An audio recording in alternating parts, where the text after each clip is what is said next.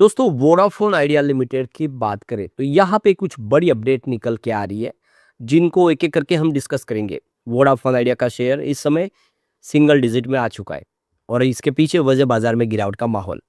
Sensex अपने all time high से लगभग 12-13 हज़ार पॉइंट गिर चुका है और नतीजा ये कि सारे स्टॉक नीचे आए।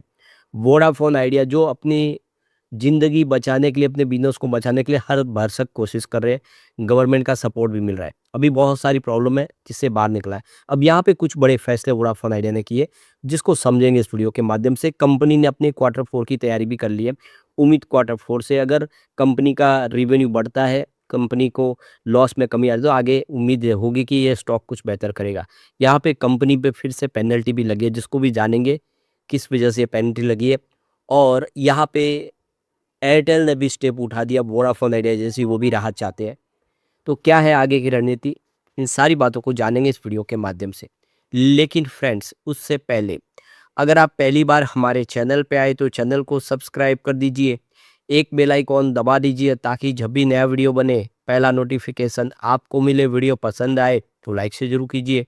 चलो फ्रेंड्स वीडियो स्टार्ट करते हैं। मैं हूँ आपका दोस्त SB दवे और हमारे अपने चैनल ऑनलाइन कमाई में आपका बहुत बहुत स्वागत है। सबसे पहले वोडाफोन आइडिया लिमिटेड के कारोबार की बात करें, 8.91 पर क्लोजिंग थी, 1.44% की गिरावट देखने को मिली। वैसे तो बाजार में 1600 पॉइंट की भारी भरकम गिरावट थी। तो इस समय ग्लोबल रीजन बाजार का सपोर्ट नहीं कर रहे। हमारा इंडियन रुपी जो है लगातार नए लो बना रहा है, 94 तक पहुंच गया है क्योंकि FIIP पैसा बाजार से निकाल रहे। और इस समय जो है डॉलर मजबूत हो रहा है तो निवेश डॉलर की तरफ जा रहा है। ये पहली बार है जब युद्ध की स्थिति में भी गोल्ड सिल्वर भी काम नहीं कर रहे। गोल्ड सिल्वर में भी लोगों को भारी नुकसान हो रहा है, जबकि हर बार जब भी बाजार में गिरावट होती है लोगों का इन्वेस्टमेंट होता है वो गोल्ड की तरफ शिफ्ट होता है। इस बार ऐसा नहीं हो रहा है क्योंकि इस बार लोग गोल्ड की बजाय डॉलर की तरफ निवेश के बारे में सोच रहे हैं। तो ये सारी बातें जो इस समय बाजार के लिए ठीक नहीं लग रही है। अब यहाँ पे जो बड़ी अपडेट निकल के आ रही है, कंपनी के ऊपर देख सकते हो कि central goods and service tax act 2017 के तहत पेनल्टी लगाई गई है। तो ये देख सकते हो कि कंपनी की तरफ से कहा गया है कि हमें ये जो भी ऑर्डर पास हुआ है इसको लेकर हमें ये मंजूर नहीं है और हम अपनी जो भी लीगल राइट है उसका इस्तेमाल करेंगे, हम आगे लीगल एक्शन लेंगे। तो ये देख सकते हो कि जो अथॉरिटी है तो ये office of assistant commissioner jurisdiction Ernakulam division Kochi Thiruvananthapuram Kerala से इनके ऊपर कार्रवाई की गई है। तो ऑर्डर जो पास किया गया है सेक्शन 74 के, जिसमें आप देखो कि पेनल्टी जो लगाई गई है देख सको कि 34,97,279 रुपीज़ की पेनल्टी लगाई गई है। काफ़ी बड़ी अमाउंट है। और वोडाफोन आइडिया जैसी कंपनी जो इस समय खुद इस समय काफ़ी फंड से जूझ रही है, काफ़ी कम फंड है इनके पास बिजनेस आगे बढ़ाने के लिए, ये काफ़ी बड़ी रकम होती है। तो 25 मार्च 2026 को ये ऑर्डर इनको मिला है। तो इनके ऊपर जो एलिगेशन लगा है कि इनपुट क्रेडिट टैक्स जो है क्लेम किया गया है, वो यहाँ पे देखिए GSRTR 38 के तहत वो फाइनेंस 2019-20 से लेके 23-24 के लिए वो यहाँ पे फाइल नहीं किया गया, जिसकी वजह से ये पेनल्टी लगाई गई है। तो कंपनी का कहना है कि मैक्सिमम फाइनेंशियल इम्पैक्ट होगा अगर हम ये पैसा चुकाएंगे तो, क्योंकि इस समय हमारे लिए पैसे की आवश्यकता बहुत ज़्यादा है। तो हम जो भी होगा आगे लीगल एक्शन लेंगे, इस पेनल्टी को नहीं भरेंगे, ये वोडाफोन आइडिया का कहना है। अब दूसरी तरफ देखें तो वोडाफोन आइडिया लिमिटेड ने अपने ट्रेडिंग विंडो को क्लोज करने का फैसला किया है क्योंकि कंपनी अपना क्वार्टर 4 का रिजल्ट डिक्लेयर करने जा रही है। कंपनी ने तैयारी कर ली है। तो अब 1 अप्रैल 2026 से ट्रेडिंग विंडो क्लोज हो जाएगी और इसके पीछे वजह यह है कि कंपनी अपने क्वार्टर 4 के रिजल्ट को लेकर आ रही है। तो ट्रेडिंग विंडो क्लोज होगी और ट्रेडिंग विंडो तभी खुलेगी जब रिजल्ट आ जाएगा। उसके 2 दिन के बाद यानी 48 घंटे के बाद नॉर्मल ट्रेडिंग शुरू होगी। तब कंपनी से संबंधित जो भी लोग हैं, चाहे वो बोर्ड के मेंबर हो, उनके रिश्तेदार हो या फिर प्रमोटर ग्रुप से हो, उनके रिलेटिव हो, सबके लिए ट्रेडिंग विंडो क्लोज है। यहाँ तक कि एम्प्लॉयज़ भी अब ट्रेडिंग नहीं कर पाएंगे। तो इन सारे ट्रेडिंग के लिए ट्रेडिंग रूल्स बना हुआ सेबी के तहत ट्रेडिंग विंडो को क्लोज करना होता है क्योंकि उनको पता है रिजल्ट के अंदर क्या पॉजिटिव बात है क्या नेगेटिव बात है, उसका मिसयूज न कर ले, इसीलिए ट्रेडिंग विंडो को क्लोज किया जाता है। तो इसकी जानकारी आ चुकी है हमारे सामने कि अब जल्द ही रिजल्ट आएगा। अगर हम कंपनी के पिछले साल के रिजल्ट की बात करें मार्च 2025 की, तो 11,014 करोड़ का इनका टोटल सेल्स था। अब ये सेल्स लगभग उतना ही रहा है। सेल्स में हल्की सी आपको वृद्धि देखने को मिलेगी। 11,022 करोड़ के आसपास था जून क्वार्टर में। सितंबर में ये बढ़ के 11,195 करोड़ तक पहुंच गया और दिसंबर में मतलब पिछले क्वार्टर 3 में 11,323 करोड़ तक पहुंच गया। अब इसमें एक अच्छी बात है कि लगातार भले ही कम लेकिन क्वार्टर दर क्वार्टर सेल्स में वृद्धि हुई है, कहीं गिरावट नहीं हुई है। खर्च की बात करूँ 6,354 करोड़ का खर्च बताया था पिछले साल मार्च क्वार्टर में। ये खर्च बढ़ के दिसंबर क्वार्टर में 6,506 करोड़ तक पहुंचा। तो जैसे बिजनेस बढ़ा उस पर खर्च में भी वृद्धि हुई है। अब बात करें यहाँ पे कंपनी के ऑपरेटिंग प्रॉफिट की, तो 4,660 करोड़ के आसपास था मार्च 2025 में। जून में ये घट के 4,612 करोड़ के आसपास आ गया, लेकिन सितंबर फिर से अच्छी खासी वृद्धि हुई और ये 4,684 करोड़ तक पहुंच गया।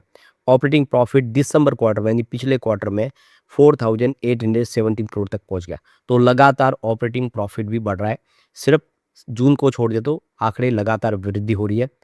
यहाँ पे अदर इनकम की बात करें तो 217 करोड़ के आसपास थी मार्च क्वार्टर में, जबकि दिसंबर में 1271 करोड़ की अदर इनकम बड़ी मिली है कंपनी को। तो ये अदर इनकम थी जिसकी वजह से कंपनी का थोड़ा लॉस भी कम हो गया है। तो ये देख सकते हो कि कंपनी का जो लॉस है मार्च 2025 में 7,166 करोड़ के आसपास था। जून में घट के ये 6,608 करोड़ तक आ गया और सितंबर में लॉस करते हुए 5,524 करोड़ तक आ गया, जबकि दिसंबर में 5,286 करोड़ तक आ गया है। तो लॉस भी लगातार कम हो रहा है। इससे उम्मीद जगी है कि आने वाले समय वोडाफोन आइडिया भारी लॉस से आने वाले निकट भविष्य में प्रॉफिट में भी आ सकती है, अगर कुछ बड़ा सपोर्ट मिला किसी कंपनी का तो। अब यहाँ पे देखो कि वोडाफोन आइडिया को जिस तरह से एजीआर में राहत दी है सरकार ने, बिल्कुल एयरटेल ने भी वैसी ही मांग की है सरकार से। तो भारतीय एयरटेल ने एजीआर बकाये में राहत के लिए सरकार से अपील की है। तो यहाँ पे डॉट ने स्पष्ट किया है कि मौजूदा राहत केवल वोडाफोन आइडिया तक सीमित है। सरकार के अनुसार एयरटेल को राहत पाने के लिए सुप्रीम कोर्ट से आदेश लेके आना होगा। तो कंपनी पर करीब 42,000 करोड़ रुपीज़ का बकाया है और वो चाहते हैं कि उनको भी वैसे ही ट्रीट किया जैसे वोडाफोन आइडिया को दिया गया मौका 10 साल के लिए मोरेटोरियम लगाया, उनको भी राहत मिलनी चाहिए। तो उनको कहा है कि आप सुप्रीम कोर्ट जाइए, सुप्रीम कोर्ट के आदेश के बाद हम आगे कार्रवाई करेंगे। तो यहाँ पे कि विभाग के अनुसार जो सरकार ने कहा कि वोडाफोन आइडिया के एजीआर बकाया का जो रीस्ट्रक्चरिंग है सुप्रीम कोर्ट के आदेशों के अनुरूप किया गया है। सुप्रीम कोर्ट के फैसले के बाद केंद्र सरकार के मंत्रिमंडल ने एजीआर बकाये पर 5 साल के लिए मोरेटोरियम लगा दिया है। इसके बाद 10 साल तक पेमेंट करने की व्यवस्था भी की गई है और बकाया अमाउंट के लिए रीस्ट्रक्चरिंग को मंजूरी दी थी। तो ये जो फैसला सिर्फ वोडाफोन आइडिया तक ही सीमित है। अगर एयरटेल को चाहिए तो उसको सुप्रीम कोर्ट जाना होगा। तो ये देखो कि सुप्रीम कोर्ट ने भी कुछ परिस्थितियों की वजह से ये मोहलत दी है, क्योंकि ऑलरेडी देखें तो वोडाफोन आइडिया की स्थिति खराब है। यहाँ तक कह दिया गया था कि साल भर के बाद वो आगे अपनी सर्विस शुरू नहीं रख पाएंगे, इस वजह से ये मौका दिया गया। इसमें सरकार की भी लगभग 49% की हिस्सेदारी है, जबकि एयरटेल के साथ ऐसा कुछ नहीं, प्रॉफिट मेकिंग कंपनी है, वो कर्ज चुका सकते हैं। इसलिए नहीं लगता कि सुप्रीम कोर्ट उनको इतनी बड़ी राहत देगा। अब यहाँ पे वोडाफोन आइडिया ने अपनी नई 5G सर्विस लॉन्च कर दिया है और 5G अपग्रेड करने के लिए आपको सिम चेंज करने की आवश्यकता नहीं है। आप अपने पुरानी सिम से ही, जो आपके पास 4G सिम है, उसके माध्यम से ही 5G सर्विस का आनंद ले सकते हैं। बस आपके पास वो फ़ोन होना चाहिए 5G जो उस पर सर्विस चलती हो, यानी आपके पास 5G फ़ोन होना चाहिए और आपके पास एक एलिजिबल प्लान होना चाहिए 5G का और वहाँ पे नेटवर्क आना चाहिए 5G का। अगर ये सब कुछ है तो आप आराम से बिना किसी एक्स्ट्रा कॉस्ट के 5G सर्विस का आनंद ले सकते हैं। ये वोडाफोन आइडिया की तरफ से इसकी क्लियरिटी दी गई है। तो कुल मिला के एक अच्छा मौका है। आने वाले समय स्थिति बदलेगी, वोडाफोन आइडिया फिर से बेहतर करता हुआ दिखाई देगा। फिलहाल बाजार में इस समय माहौल थोड़ा-सा कमज़ोर है, इसीलिए थोड़ा वेट एंड वॉच करना होगा।